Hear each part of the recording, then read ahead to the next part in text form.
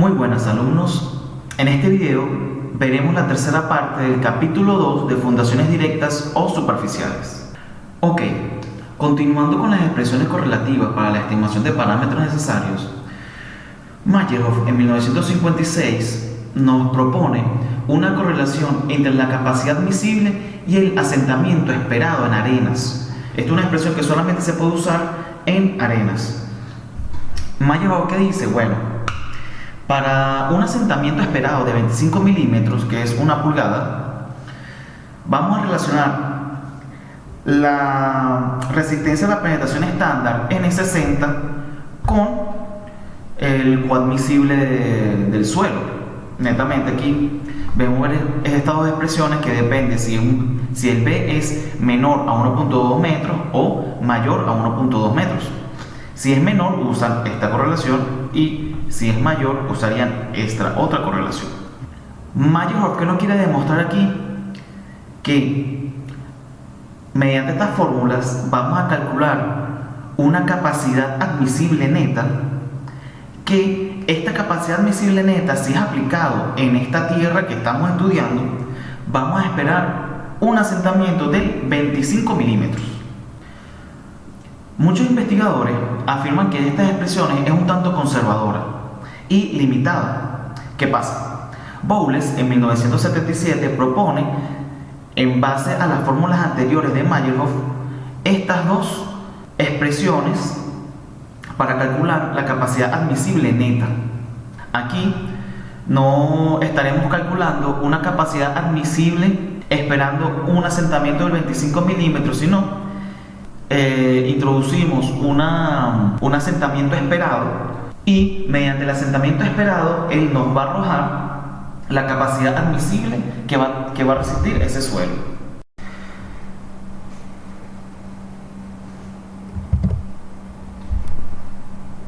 Si necesitamos saber la densidad relativa de un suelo granular, les presento esta expresión, que es una correlación entre el N60 y la densidad relativa de un suelo granular. Kullaway y Maynay en 1990 proponen una correlación entre estos dos valores, en el cual tenemos la presión de sobrecarga efectiva. Esta presión depende de los números de golpes, los N60, depende de la relación de sobreconsolidación. Estas son las siglas en inglés, en el cual la relación sobreconsolidación, ya sabemos de mecánica de suelo, que es la presión de preconsolidación sobre la presión de sobrecarga efectiva del esfuerzo actuante del suelo. También depende de la presión atmosférica, que es 100 kN sobre metro cuadrado, y del coeficiente de uniformidad de la arena al cuadrado. Esta es una forma de saber la densidad relativa del suelo granular. Hay otra forma que Meyerhof en 1957 desarrolló una correlación también, en la cual él lo asoció a una tabla que nos dice el N160, si está entre 0 a 5, la densidad relativa también está entre 0 a 5.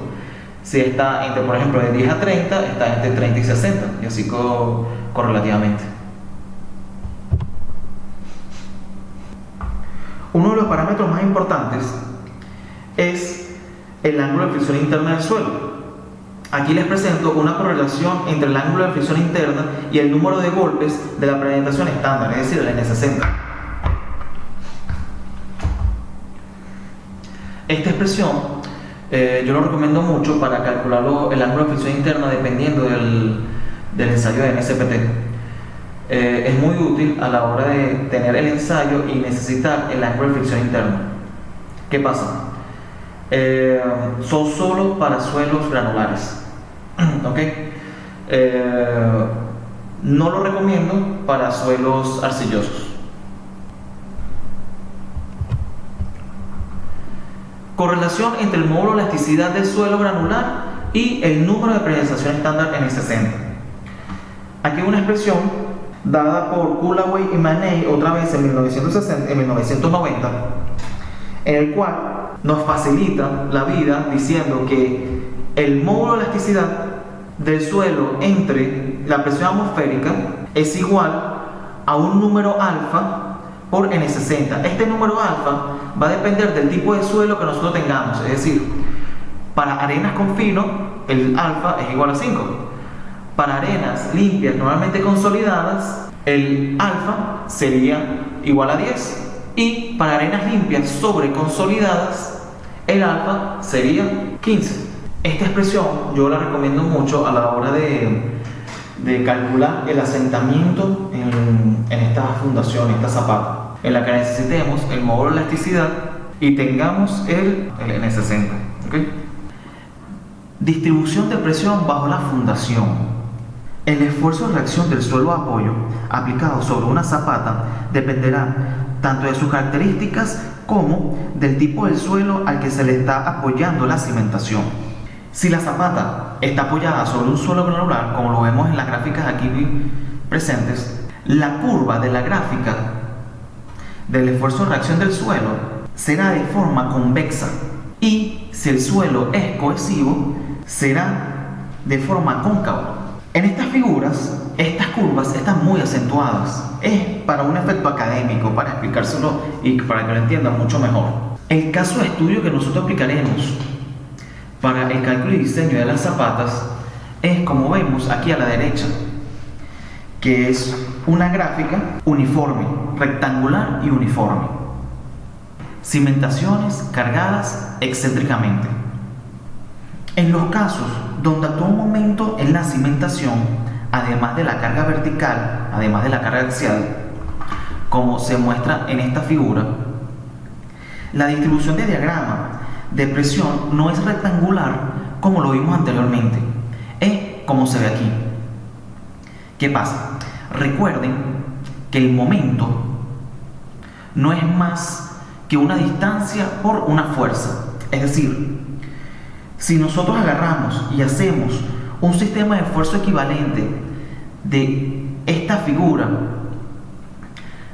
tomando en cuenta el momento en el cual nos surgiría un brazo por una fuerza, es decir, una distancia por una fuerza, el sistema de fuerza equivalente sería como esta, la que vemos aquí, en donde surge una distancia que en este caso es del centro del pedestal al punto de aplique y una carga que aquí llamamos Q. ¿Qué pasa? Esto hace que surja una excentricidad. Esta excentricidad, ¿cómo se calcula? Fácil. Momento entre esa fuerza de aplique. Existen dos casos dependiendo de la excentricidad y del ancho característico de la zapata.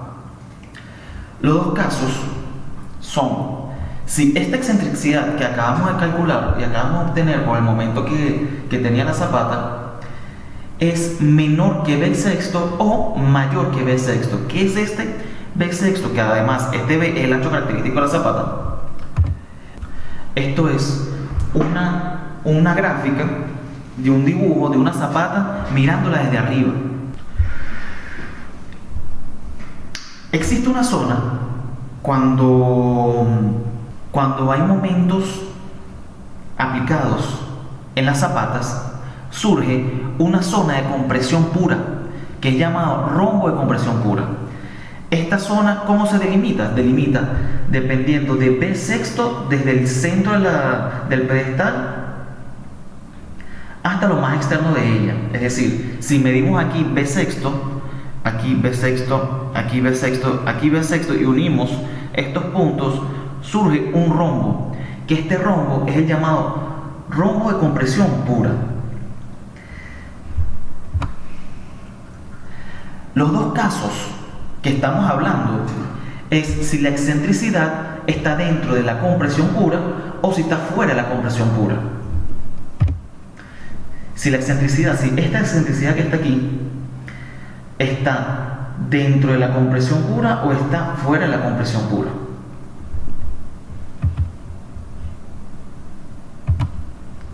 En el caso en que la excentricidad está dentro de la compresión pura o que sea menor a B sexto, la carga máxima y mínima de la gráfica de reacción del suelo es dominada mediante estas expresiones. ¿Qué quiere decir? Que Q máxima, que sería en este caso esta Q, se calcularía mediante esta expresión, y la Q mínima, que sería esta de aquí, se calcularía mediante esta expresión. En el caso contrario, en el que estamos en el caso 2 y la excentricidad esté por fuera del rombo de compresión pura, el Q máximo sería calculado mediante esta expresión, que sería la que estamos viendo aquí, y el Q mínimo, como vemos en la gráfica, es 0. ¿Qué pasa? En estos casos,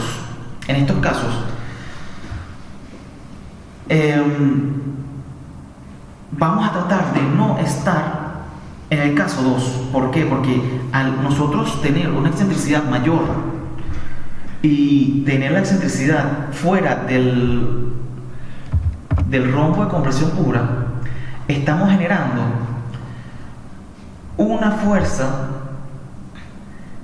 adicional al volcamiento de la zapata. Es decir, la Q mínima sería igual a 0, porque en este comportamiento, en el segundo caso, esta gráfica en realidad seguiría y habría una tensión en esta zona de la zapata, en el cual los suelos sabemos que no trabajan a tensión, trabajan siempre a compresión. Van a tender a separarse las partículas que existen encima de la zapata, y va a hacer que esta zona de aquí suba y esta zona baje. Por ende, si esta zona de la zapata va a subir y esta zona va a bajar, no hay que tener mucha imaginación para entender esto, va a hacer que la zapata vuelque. Es decir, si nosotros estamos en el caso 2 de la zapata, es muy probable que nuestra zapata falle por volcamiento. En conclusión, tenemos que obligar a la zapata a siempre calcularlo mediante el caso 1. No podemos aceptar el cálculo mediante el caso 2. A continuación, veremos el paso a paso de cómo se puede calcular una zapata cuando está sometida a una excentricidad en un solo sentido. Este es el método de área efectiva dado por Majerov en 1953. Paso número 1. Se determina las dimensiones efectivas de la cimentación. Es decir, cuando el momento está en la dirección B de la zapata, el área efectiva es el B menos 2 veces la excentricidad, y la longitud efectiva es netamente L. En sentido contrario, si el momento está en dirección L de la zapata, el área efectiva sería L', sería L menos 2 veces la excentricidad, y B sería B sería B. El segundo paso, se utiliza la ecuación de Majerov para calcular la capacidad última de soporte del suelo. Esta es la ecuación que vimos anteriormente, en los videos anteriores. Aquí hay que estar pendiente que para los factores de forma se utiliza la ecuación dada anteriormente, pero usando los valores B' y L' de aquí, de esto que les acabo de explicar. Y para determinar los F's, los factores de profundidad, se utiliza la ecuación dada de la tabla 2.4 del libro de Brajadas, pero el ancho B no es sustituido por el ancho efectivo B'. Hay que estar muy pendiente de esto, si no, estarían calculando una capacidad última de soporte no real. Tercer paso, se calcula la carga última total que la cimentación puede soportar mediante esta expresión. Es esta Q que calculamos aquí, la multiplicamos por el área prima, que es, les repito, por estas B y L que calculamos en el paso 1, y obtenemos la Q última. Paso 4. Se calcula el factor de seguridad. Se puede calcular de dos formas: mediante las cargas y mediante los esfuerzos. para calcularlo mediante las cargas es la carga última entre la carga actuante. Y para calcularlo con los esfuerzos es el esfuerzo último, que es el que está aquí, el que calculamos con Meyerhof, la capacidad última de soporte, entre la Q máxima. La Q máxima es mediante la calculada en la gráfica, aquí, de esta, mediante esta Q máxima, que sería esta Q máxima de aquí. Uno tiene la carga de Meyerhof, la divide entre esta carga máxima y obtiene el factor de seguridad. Estos factores de seguridad, para que cumplan según mi criterio, el criterio del profesor Johnny Azrak, tienen que estar entre 2 y 4. Si es 3 es perfecto.